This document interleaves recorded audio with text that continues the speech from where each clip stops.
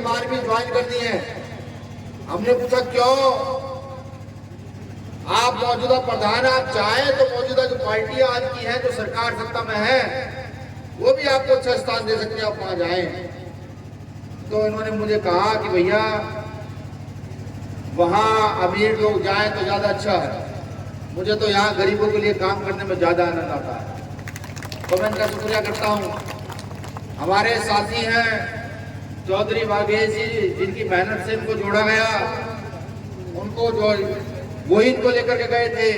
फिर हमारी पूरी टीम लगी, लीगल सेल के अध्यक्ष हमारे एडवोकेट रजनीश गौतम जी, सूर्य अम्बेडकर जी और तमाम इनकी पूरी टीम जो यहाँ पर है, ये यहाँ लगी और इस कार्यक्रम को इतना भव्य बनाया गया।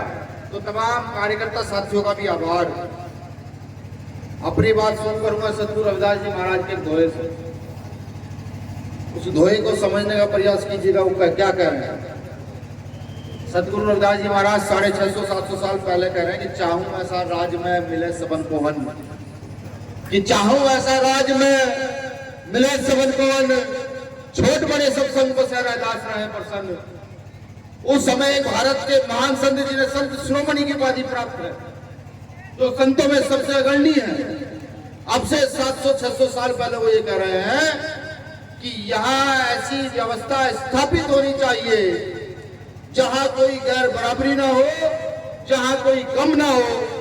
ऐसी व्यवस्था स्थापित होगी तो ये देश आगे तरक्की की और उन्नति की ओर बढ़ेगा। लेकिन जब जब इतिहास के बारे में सोचता हूं और आज का वर्तमान देखता हूं और फिर आने वाला भविष्य जब देख पाता हूं तो डर लगता है। ये महसूस होता है कि जो लोग कभी बैठकर साथ खाना खाया करते थे, आज वो लोग एक दूसरे के दुश्मन हो चले हैं। जो लोग आज एक दूसरे के दुश्मन हो चले हैं, वो कल जाकर के नस्लों को बर्बाद करने के लिए लग गए। मैं देवबंद की भूमि को भी नमन करता हूं, इसलिए नमन करता हूं कि एक समय वो था कि यहाँ हिंदू मुसलमान बैठ करके, जब यहाँ आता था, ये अंग्रेजों का राज था, बैठ करके एक मदरसे में, एक मस्जिद में और एक मंदिर में बैठ करके उनसे लड़ने के लिए प्लान किया करते थे कि उनसे हमें लड़ना कैसे। एक समय आज का भी है कि जब यहाँ मदरसों की छानबीन कराई जाती है, जब यहाँ उलेमाओं पर लांछन लगाया जाता है, ये हमारे लिए गर्व की बात है कि दारुल उलूम भारत के सहारनपुर जिले के देवबंद में स्थापित है, हमारे लिए गर्व की बात है।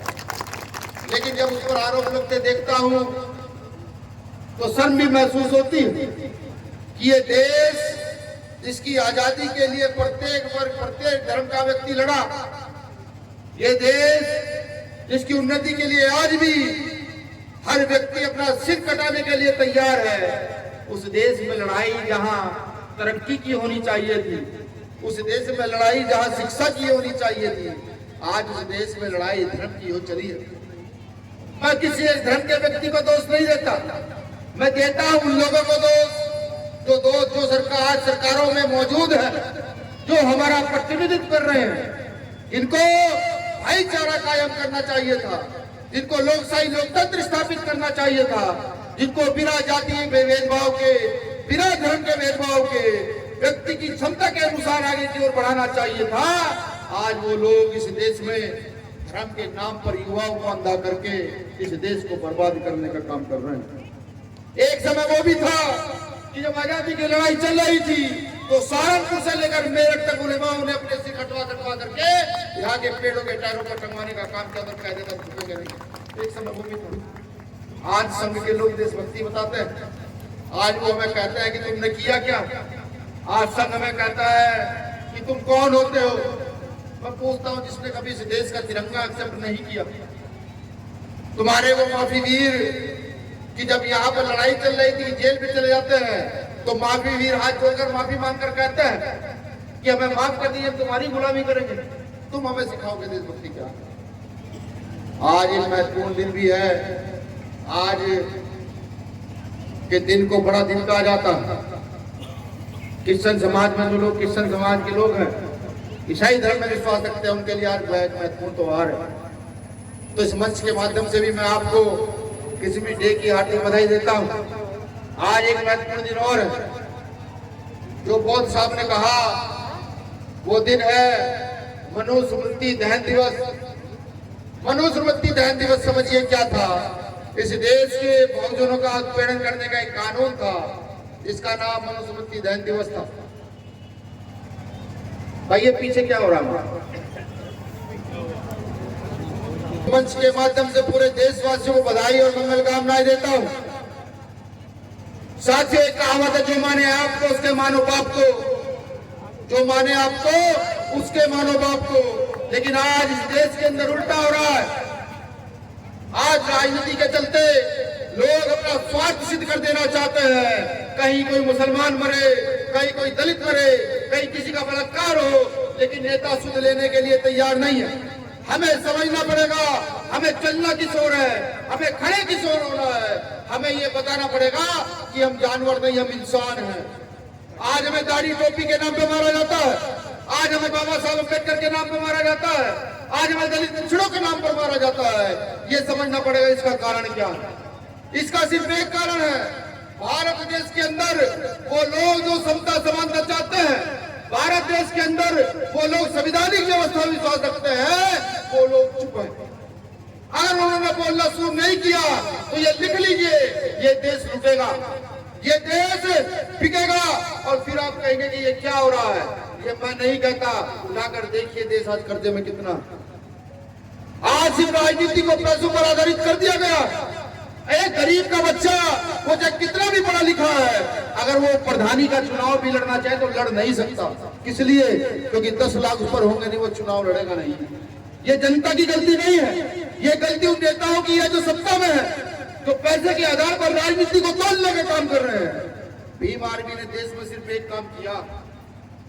भीम आर्मी ने रिक्शा चलाने वाले के बच्चे को, केले बेचने वाले के बच्चे को, आलू बेचने वाले के बच्चे को, पंचर लगाने वाले के बच्चे को इस देश के संविधान का आर्टिकल समझा करके और ये कहा कि अगर चाहो तो तुम भी राजनीतिक सत्ता में हासिल कर या मंत्री, मुख्यमंत्री, प्रधानमंत्री बन सकते हो।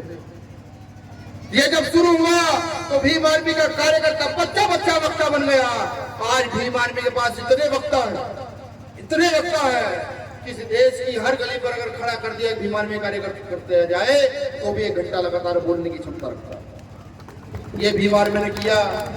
जब ऐसा हुआ तो वंशानुगत राजनीति जो लोग कर रहे हैं, गौर से सुनिएगा, जो लोग वंशानुगत राजनीति कर रहे हैं, जिनके दादा विधायक, जिनका बेटा मंत्री, जिनका पोता फिर मंत्री, जो इस प्रकार की राजनीति कर रहे हैं, उनके पेट में बड़ा दर्द है। इस चीज का दर्द है कि चंद्रशेखर आजाद जैसा ही व्यक्ति, जिसके पिता सिर्फ मास्टर थे तो 20-30 हजार रुपए तनख्वाह लिया करते थे, आज वो देश की सबसे बड़ी संसद में बैठ करके अपनी आवाज को बुलंद करने का काम करता है। उनके पेट में इस चीज का दर्द है, उनके पेट में दर्द होता है। जब एक सिपाही का बेटा खड़ा होकर चीख कर सरकार को चुनौती देता है, कहता है मुख्यमंत्री को बदल कर रख दूंगा, तो उनके पेट में दर्द होता है। ये भारत की व्यवस्था है। बाबा साहब अम्बेडकर का विरोध क्यों किया जाता है, ये समझने का सवाल है। बाबा साहब अम्बेडकर का विरोध इसलिए किया जाता है कि वो लोकतंत्र में भारत के प्रत्येक नागरिक को बराबरी का अधिकार देते हैं।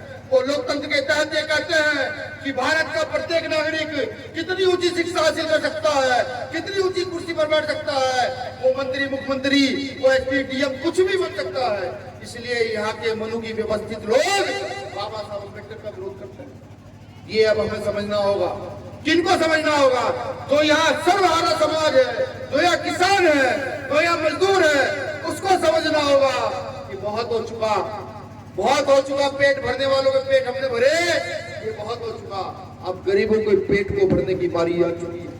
अब किसानों के पेट को भरने की बारी आ चुकी है। लोकतंत्र का सही मतलब बताने की बारी आ चुकी है।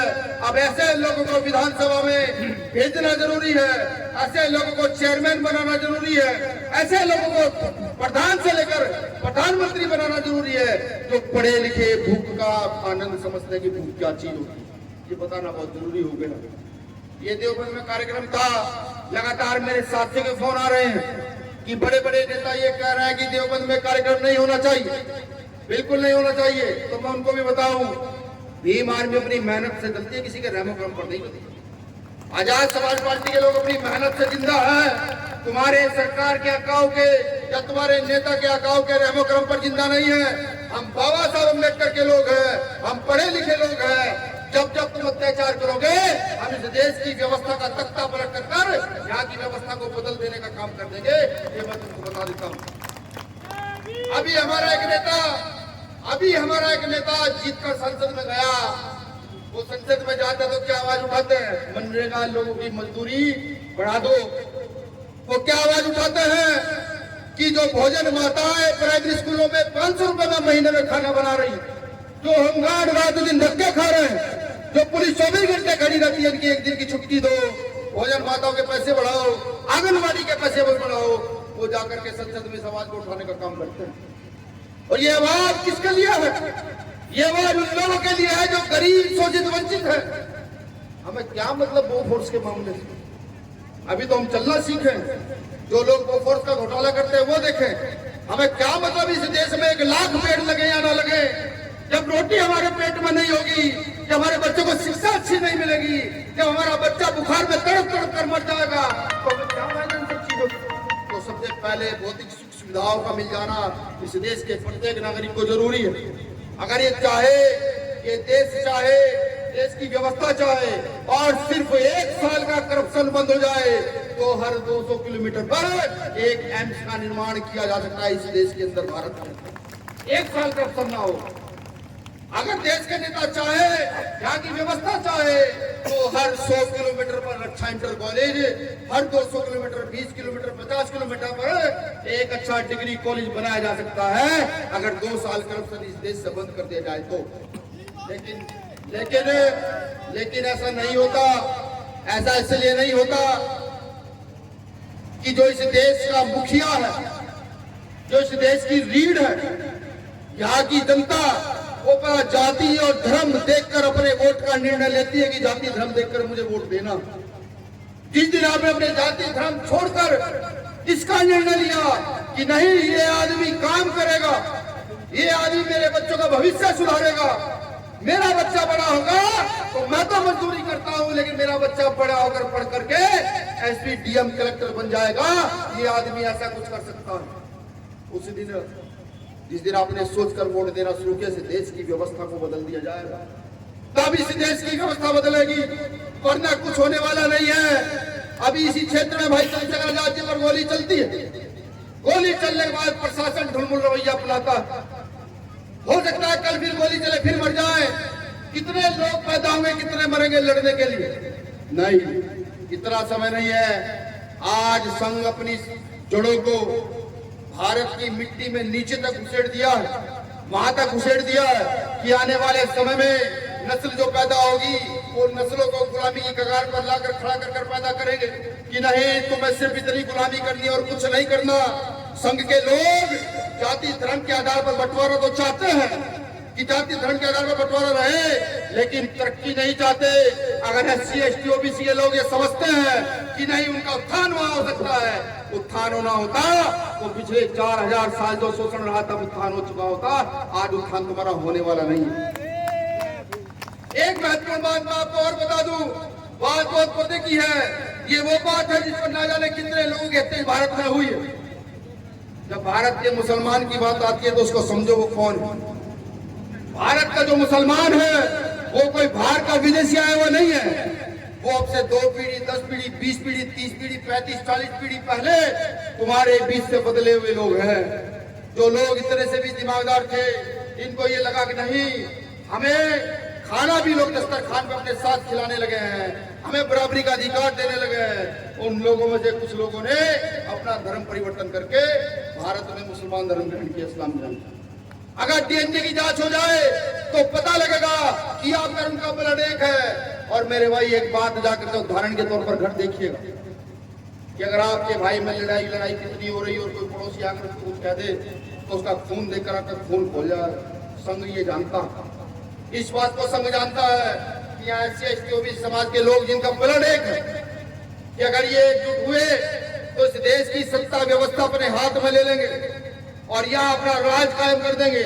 इसलिए वो आपको हिंदू मुसलमान के फेरे में डालकर रखता है, इसलिए आपको 24 घंटे लड़ाई झगड़े के फेरे में डालकर रखता है। इन फेरों से बाहर निकलने का काम करें, ऐसे नेताओं को चुनने का काम करें जो आपकी व्यवस्था बदल सकते हो, ऐसे नेताओं को चुनने का काम करें जो अगर आपके ऊपर अत्याचार कोई हो रहा हो तो सबसे पहले आकर आपके सामने खड़े हो सकते हो।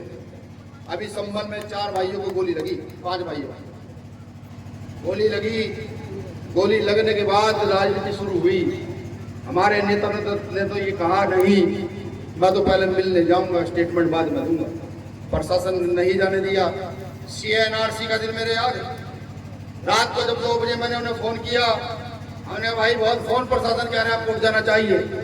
उन्होंने मुझे कहा कि 2000 बहनें या 3000 बहनें बैठी हैं, अगर किसी बहन के बुर्के पर एक दाग लगे तो चंद्रशेखर मर जाएगा, जिएगा नहीं। पुलिस से वादा किया, सारी बहनों को घर भेजा और फिर गए जेल। आराम से 30-50 दिन लगभग वो जेल रहे, 54 दिन जेल में रहे। ऐसे नेता की आज जरूरत है इस देश को। मैं यहाँ तमाम साथियों से कहता हूँ, मैं यहाँ के अवाम से कहता हूँ, यहाँ की मीडिया से भी कहता हूँ, यहाँ के प्रशासन से भी कहता हूँ, आप सबकी जिम्मेदारी इस देश के प्रति। आप सब क्या देख रहे हैं कि गलत हो रहा, आप सब जानते हैं गलत हो रहा, लेकिन सब मौन है। बोलना पड़ेगा, कहीं ना कहीं तो कुछ ना कुछ करना पड़ेगा। ऐसे लोगों के साथ खड़ा होना पड़ेगा जो लोग मुंह तोड़ जवाब दे सकते हैं। ऐसे लोगों के साथ खड़ा होना पड़ेगा जो व्यवस्था बदल सकते हैं। मैं जानता हूं हम पर संसाधन नहीं है, मुझे पता है कि बहुत सारी गाड़ियां, हेलीकॉप्टर, बहुत सारे पैसे नहीं है जो व्यवस्था बदल दी जाए, लेकिन एक ताकत हम लोगों में है, जनसंख्या की ताकत। हमारी आबादी इतनी है कि अगर हम सिर्फ 10 दिन अपने यार दोस्त, रिश्तेदार, भाई बंधु को आस पड़ोस में प्रसार करना शुरू कर दें तो इस जिले का, इस देश का कोई घर ऐसा नहीं बचेगा जहां भीम आर्मी का एक कार्यकर्ता नहीं होगा आपके घर के अंदर। इसीलिए वो लोग हमसे डरते हैं, इसीलिए बार बार हमारा विरोध किया जाता है, इसलिए ही मेरे कार्यकर्ताओं को पूरे देश में लगातार जेल में भेजा जाता है। मैं तो इस मंच के माध्यम से एक ही वादा करूंगा कि जब तक जीवन है, जब तक सांस में सांस है, तब तक इस देश की व्यवस्था को बदलने के लिए काम करता रहूंगा। मेरी टीम इस देश की व्यवस्था की, इस देश में बढ़ रही अव्यवस्था को बदलने के लिए काम करती रहेगी। लड़ेंगे, लड़ते लड़ते मरेंगे, बीमारी से, एक्सीडेंट से मरने का काम नहीं करेंगे। मैं एक बात और बहुत जिम्मेदारी से कहता हूं, आज देश की आजादी के 70 साल के बाद भी अगर हम सम्मान का जीवन नहीं जी सकते, अभी भी अपने सम्मान के लिए खड़े नहीं हो सकते, तो इससे अच्छा मर जाना बेहतर। अगर सम्मान नहीं तो इससे अच्छा मौत सही है, लेकिन सम्मान से समझौता कभी मत कीजिए। जो लोग सम्मान से समझौता करते हैं उनके आने वाली नस्लें गुलाम हो जाती है।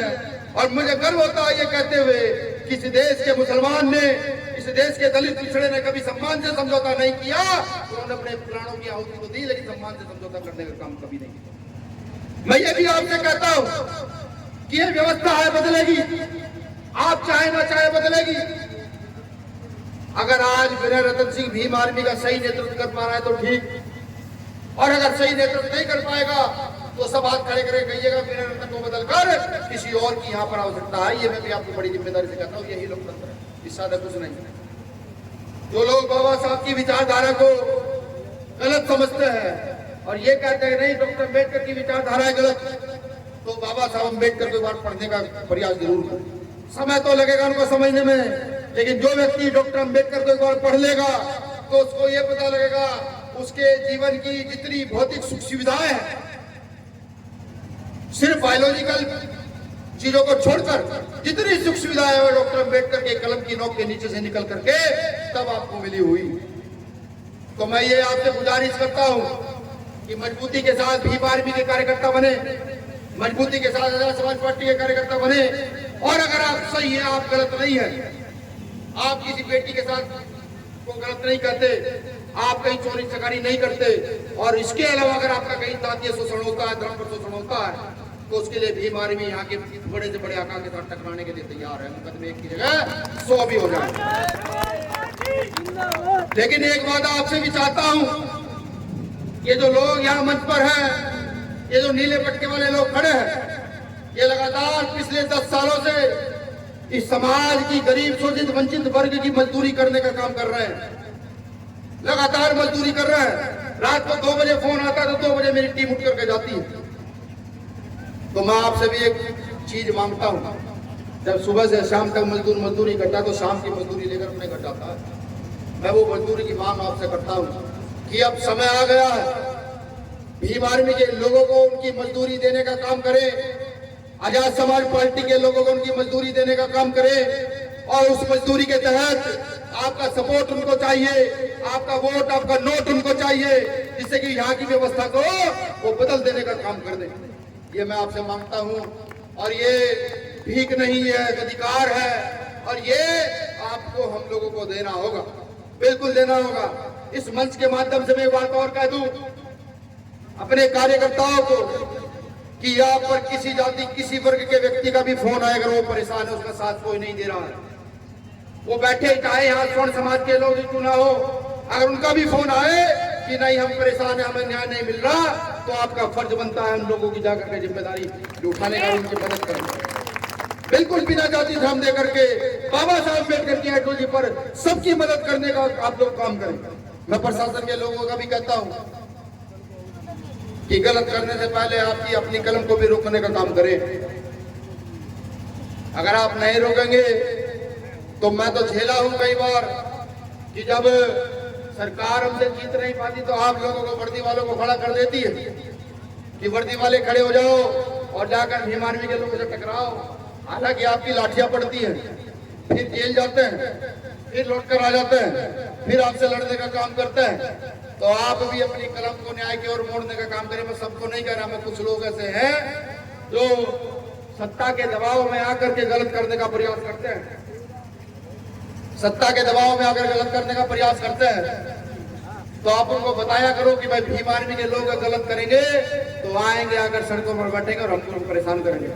हम भी आप लोगों को परेशान करना नहीं चाहते। शुक्रिया करता हूं आप सभी का, यहाँ लगी सुरक्षा का, मीडिया कर्मियों का, यहाँ तमाम साथियों का। अगर मैं नाम लूं इस पूरी लाइन के तो एक दो नाम छूट जाएंगे, फिर ये मुझे कहेंगे भाई देखिए आपने हमारा नाम नहीं लिया। तो आप सभी का आभार, शुक्रिया जितनी यहाँ टीम है। मुफ्ती अरशद कासिमी जी सपा से प्रदेश सचिव हैं, राष्ट्रीय उपाध्यक्ष हैं इत्तेहाद उलेमा हिंद के। आज उन्होंने Bhim army Azad Samaj party join की है और जानते कैसे ज्वाइन की है? बिना किसी शर्त के। ना उन्होंने ये कहा कि मुझे कोई पद चाहिए, ना उन्होंने ये कहा कि मुझे कोई पद चाहिए, बस उन्होंने एक शर्त रखी कि मैं अपनी कौम का भला चाहता हूँ, मेरी कौम का रक्षण हो, इसलिए मैं भीम आर्मी आजाद समाज पार्टी में आ रहा हूँ। और मैं आपसे वादा करता हूँ कि जब जब गलत होगा भीम आर्मी पहले की तरह टकराएगी, जैसे लगातार टकराती रही है। अच्छा, एक हमारे बीच में एक बहुत ही मशहूर चेहरा क्या, मुझे खुद उनसे मिलकर अच्छा लगा, मुफ्ती ताहिर हुसैन साहब जी हैं जो चीफ काजी सेंटर के दारुल उलूम सफा दिल्ली से चल कर आए। मैं आपका शुक्रिया अदा करता हूँ, मैं आपसे वादा भी करता हूँ जब जब कभी मुसीबत होगी और आप याद करेंगे तो भीम आर्मी सिर्फ ये नहीं है जो लोग आप देख रहे हैं, भीम आर्मी इस देश के 24 राज्यों में काम करती है और ऐसा कोई गांव नहीं ना भीम आर्मी का कार्यकर्ता ना आपको देखेंगे। तो अभियान लड़ा देने का काम करेंगे। आप सभी का शुक्रिया। अपनी नारों से मैं अपने वक्तव्य को खत्म करूंगा, लेकिन नारों का जोर इतना हो, आज पता लगे देवबंद में कोई कार्यक्रम हो रहा। भीम आर्मी जिंदाबाद, जिंदाबाद, जिंदाबाद, भीम आर्मी जिंदाबाद, जिंदाबाद, जिंदाबाद, आजाद समाज पार्टी जिंदाबाद, जिंदाबाद, जिंदाबाद, आजाद समाज पार्टी जिंदाबाद, जिंदाबाद, जिंदाबाद, भाई चंद्रशेखर आजाद जिंदाबाद, जिंदाबाद, जिंदाबाद, भाई चंद्रशेखर आजाद जिंदाबाद, जिंदाबाद, जिंदाबाद, भाई चंद्रशेखर आजाद जिंदाबाद, जिंदाबाद, जिंदाबाद। शुक्रिया। चंद लाइन कह के अपनी बात खत्म करूंगा। जो लाइन सोरिये कहता है वो लाइन मैं ज्यादा अच्छे से कह पाऊंगा। साथियों तो फकीरी मिजाज रखते हैं, अपनी ठोकरों में ताज रखते हैं। साथियों तो फकीरी मिजाज रखते हैं, अपनी ठोकरों में ताज रखते हैं। भीम आर्मी के लोग कल की परवाह नहीं करते दोस्तों, भीम आर्मी के लोग तो अपनी मुट्ठी में आज रखते हैं, अपनी मुट्ठी में आज रखते हैं।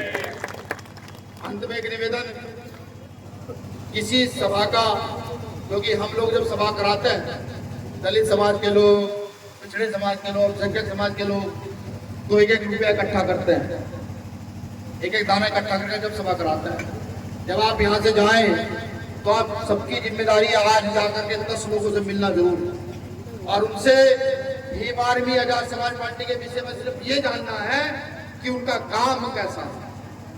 जो व्यक्ति ये कहे कि इनका काम सही है, उनको कुछ नहीं कहे, लेकिन जो व्यक्ति ये कहे कि नहीं उनका काम सही नहीं है, तो उनको भीम आर्मी आजाद समाज पार्टी और भाई चंद्रशेखर आजाद के काम को बताने का काम करना है। आज यहाँ से जाकर के आपको इतना काम करना है। शुक्रिया। जय भीम, जय भारत, जय संविधान।